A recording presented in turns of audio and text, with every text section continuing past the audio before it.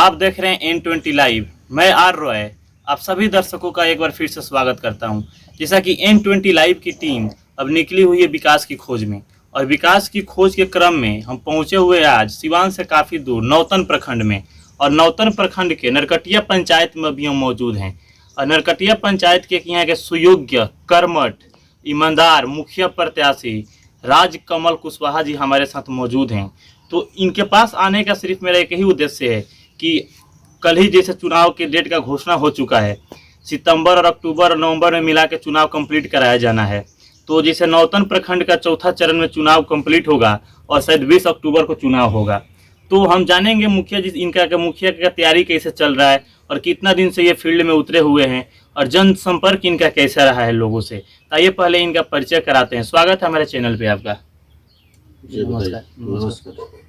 तो राजकमल जी बताइए कि जैसे कि अब चुनाव काफी नजदीक है, आपकी तैयारी कैसी चल रही है? हमारे चैनल के माध्यम से अपनी जनता को बताइए।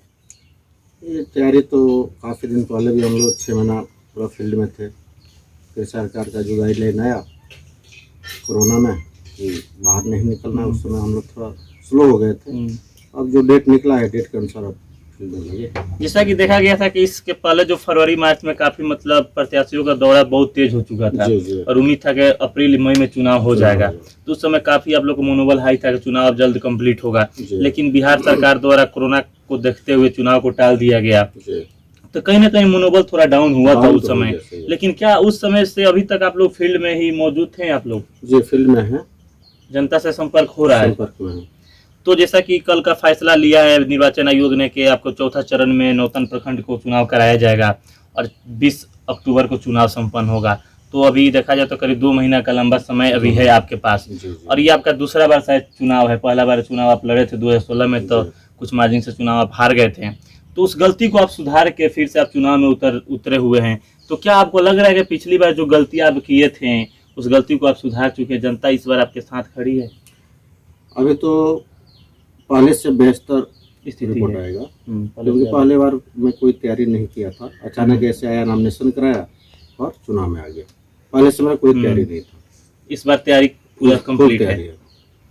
जिससे बोला जाता है ना कि इंसान जब कुछ खोता है, कुछ हारता है, तभी वो सीखता है। और हार के बाद इंसान को जीत मिलती है। पहली बार जो हार मिली है उससे आपको सबक मिला है। और कुछ जो कमियां थी आपके अंदर उसको सुधार के आप एक परिपक्व नेता बन चुके हैं। क्योंकि हम देख रहे हैं काफ़ी जो समय से यहाँ पे मौजूद है, काफ़ी लोग यहाँ पे आ रहे हैं अपनी समस्याओं को लेके। तो कुछ ना कुछ आपके अंदर वो काबिलियत है, तभी लोग यहाँ पे आपके लिए आ रहे हैं और अपना समस्या का समाधान यहाँ से पा के वो लोग जा रहे हैं। तो बोला जाता है ना कि असफलता एक चुनौती है, इसे स्वीकार करो। असफलता एक चुनौती है, इसे स्वीकार करो। क्या कमी रह गई, सुधार करो। जब तक ना सफल हो तुम, सुख चैन को त्यागो तुम। बिना कुछ किए जय जयकार नहीं होती, अब कोशिश करने वालों की कभी हार नहीं होती। तो पहली बार में तो आपको असफलता मिली, लेकिन जो कमी थी आपके अंदर उसको सुधार लिए और अब चुनाव में जनता के समक्ष आप फिर से आए हैं। वो कमियां को आप दोहराइएगा नहीं। जनता को भी आप पे बहुत उम्मीद और विश्वास जुड़ चुकी है। तो अभी वर्तमान में जो आपके मुखिया लोग हैं, जो भी कार्य किए हैं 5 साल में, उनसे तो काफ़ी मुद्दा आपको मिला है, काफ़ी मुद्दा छोड़े हुए हैं वो लोग चुनाव में उतरने के लिए आपके लिए। तो उनकी जो कमियां उसको कैसे आप भुना पाइएगा, कैसे जनता को समझा पाइएगा? देखिए, हम तो कमी किसी का दिखाएंगे नहीं। हम जो करेंगे वो हमारा शैली कुछ अलग ही होगा, सबसे अलग यूनिक पर्सन होइएगा। जो सब मुखिया लोग किए हैं वो हम नहीं करेंगे, और जो हम कर देंगे वो आज तक कोई मुखिया किया नहीं। तो कमल जी देखा जा रहा है कि जितना भी प्रत्याशी लोग हैं सबका दौरा फिर से एक बार तेज हो चुका है। दरवाजा जब डोर टू डोर जा रहे हैं, लोगों से जनसंपर्क भी कर रहे हैं। बहुत जगह हम लोग देख रहे हैं कि जैसे रैली भी निकल रहा है, रोड शो भी निकल रहा है।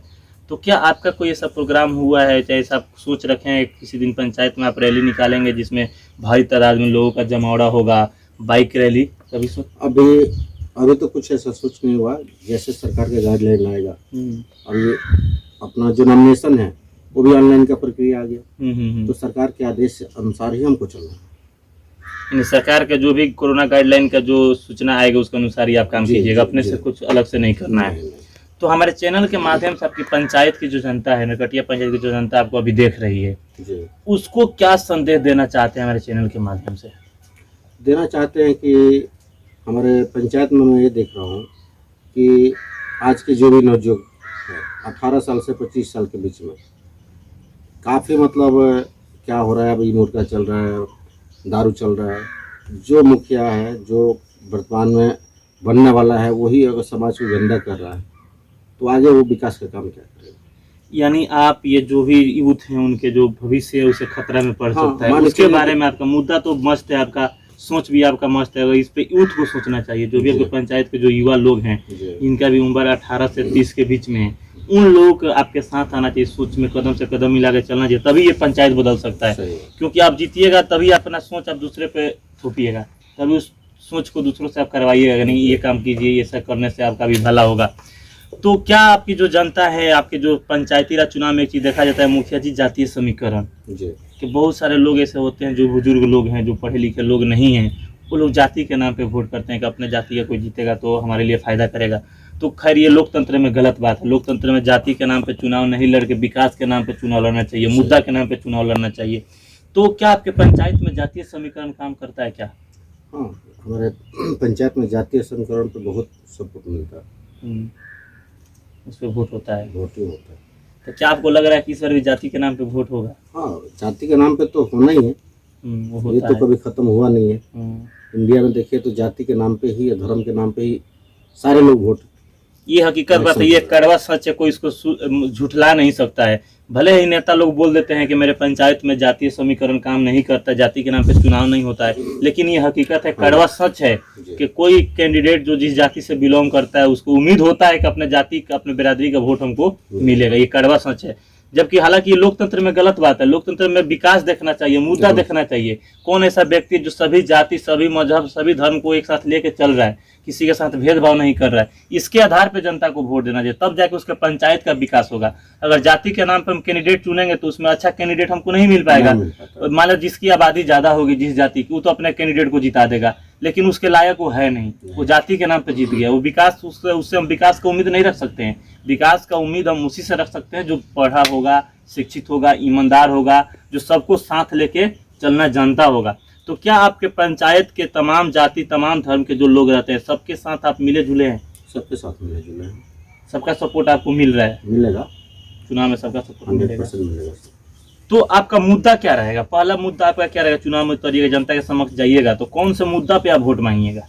जी, मेरा मुद्दा वही है कि सबसे पहले जो भी विकास का कार्य होगा, जो सरकार देती है, अगर 100 रुपये देती है तो उसके हिसाब से मैं कोशिश करूंगा कि 101 रुपये का काम करके दूँ। जैसा कि इनका साफ का नाम है, अगर सरकार 100 रुपया का कार्य दे रही है तो 100 रुपया का कार्य धरातल पर दिखाई देगा। यही सबसे बड़ा इनका सोच है, ये होना भी चाहिए। क्योंकि अभी जो भी पंचायती राज चुनाव हुए थे पिछली बार, जितना जहाँ का भी मुखिया लोग थे, जहाँ का भी विकास हुआ है विगत 5 वर्षों में, ऐसा कहीं नहीं देखा गया है कि 100% रुपया का खर्च धरातल पे हुआ हो। कागज पे उसमें 20 से 25% कमीशन में गया है, कागज पे दिखाया जाता है, 20 से 25% कमीशन में गया। ये भी कड़वा सच है, सारे पंचायतों में ये चीज देखने को मिला है। लेकिन इनका साफ ये कहना है कि अगर मैं जीतता हूँ चुनाव तो सरकार द्वारा जो भी फंड आएगा उन तमाम फंड का कार्य, तमाम पैसा धरातल पे दिखाई देगा। तो मुखिया जी, अंत में हमारे चैनल के माध्यम से अपने पंचायत के जनता से क्या अपील कीजिएगा? मैं यही अपील करूंगा कि आज के डेट में देखिए, जो भी अपना मकान के लिए पैसा मिलता है, उस आदमी को इंदिरावास नहीं मिल पा रहा है जिसको जरूरत है, उसी इंसान को मिलता है जिसका अच्छा पहुंच है, जो घूस देना जानता है। जो पैसा मान चलिए कि 2 लाख रुपया अगर मिल रहा है तो 50,000 दे दिया और 1.5 लाख रुपया उसका हो गया। वो काम में कभी नहीं होने दूंगा। तो इसके बारे में आप जनता के समक्ष जाइएगा, वोट मांगने जाइएगा तो जनता से ये सब मुद्दा तो रखिएगा ना, कि ये सब चीजें दिखाइएगा, तब तो जनता आपके तरफ मोटिवेट होगी। तो इसके अलावा और भी तो बहुत सारी कमियां होगी, बहुत सारी धांधली हो रही है, उसके बारे में क्या बोलना चाहते हैं? मैं यही बोलना चाहता हूँ कि जो भी प्रत्याशी आज की डेट में कर रहे हैं, जो अपना आने वाले पीढ़ी है उसको बर्बाद कर रहे हैं, ऐसा नहीं करना चाहिए। ऐसा नहीं करना चाहिए अपने लोग के लिए। अभी क्या करेंगे, मान के चलिए कि सब डेट आप ही हमारे पास आए हैं, मैं आपको 1 महीना चुनाव है, 2 महीना चुनाव है, 2 महीना में आपको दारू पिलाऊं और मटन खिलाऊं, मच्छी खिलाऊं, आपको भी खिलाया, आपका तो आदत लग जाएगा। इसके बाद 2 महीने के बाद आप कहाँ जाइएगा? आपका तो आदत गलत हो गया, तो या तो हमारा आगे पीछे घूमिएगा, चमचा बन के रहिएगा, या तो घर पे होगा, 1-2 कट्ठा खेत होगा, बीवी का बेच के जेवर होगा, खाइएगा। बेच के खाइएगा। तो क्या वैसा करने वाला प्रत्याशी कभी राज्य को चला सकता है? कभी नहीं। ये सही बात है, लोकतंत्र में पैसा के बल पे वोट नहीं लिया जा सकता है। अगर जनता अगर उसी कंडीशन में है, जनता खाने के नाम पे, पैसा के नाम पे वोट देती है, तो जनता के साथ एक धोखा हो रहा है। वो एक दिन तो आपको पैसा दे के आपको खुश कर सकता है, लेकिन 5 साल वो राज करेगा आपके वोट के बल पे। फिर 5 साल के बाद आपको मौका मिलेगा अपने गलती को सुधारने का, वो 5 साल तक आपको भुगतना पड़ेगा।